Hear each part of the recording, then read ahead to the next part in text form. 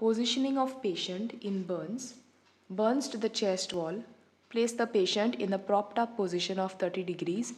Burns to the upper limb. Place the upper limb above the level of the heart. If the patient is in a supine position, elevate from the IV stand with support underneath the elbow and the head should rest on the bed.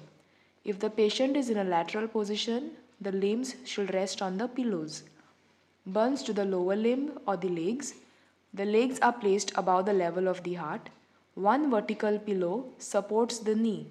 Two horizontal pillows underneath the heel and the foot end of the bed should be elevated. Burns in other areas of the body include burns of the neck. The neck is placed in extension. Pillow is placed between the shoulder blades. Axillary burns, here the shoulder is abducted from 90 to 110 degrees. For the elbow or the knee, it is placed in 5 degrees less than full extension. For the hand and the wrist joint is placed in 30 degrees of dorsiflexion.